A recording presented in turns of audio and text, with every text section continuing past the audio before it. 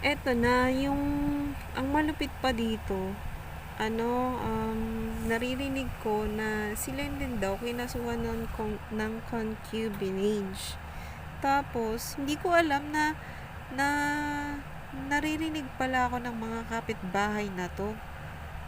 Tapos, napansin ko na may pumunta dyan na babae, tapos nagwawala tuwing umaga. Tapos, nagtatawanan sila. Sabi ko, anong concubinage sinasabi nito? Nagtatrabaho ako dun. Tapos, concubinage.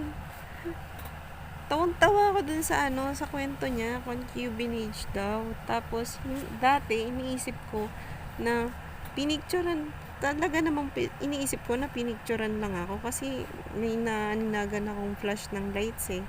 Pinicturean lang ako na hindi ko iniisip na video. Pero may nagsasabi sa akin na, hala, may kumakalat kayong video, ganyan. May nakita nga ako video, pero hindi ako yun eh. Pero nakalagay dun, Lenlen Kwatog nakalagay.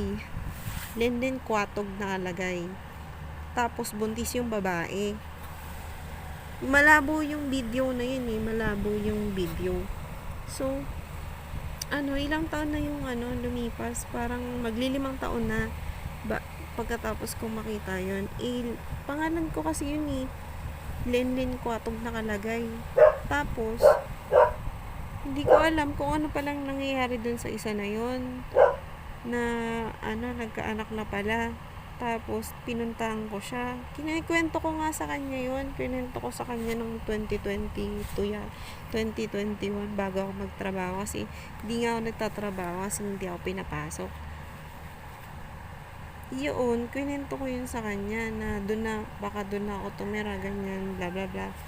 Tapos, biglang ganito na, biglang ganyan na yung nangyari. Na nakarinig na ako ng kung sino-sino.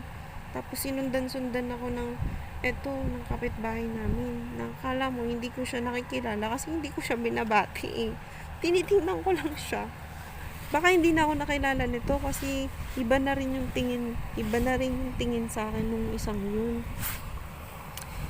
Yun yung naalala ko na scenario nung Tapos ngayon, sila naman ngayon na naririnig ko siya. Si Ellen, si Eman, naririnig kita. Tapos, yung kapitbahay dito, naririnig ko din yan. Yun nga yung, syempre boses lang yun, hindi mo naman alam kung sila talaga yun. Pero, nagsasalita kasi sila eh, so, sila yun. Tapos, hindi ko nakikita tong isa na to.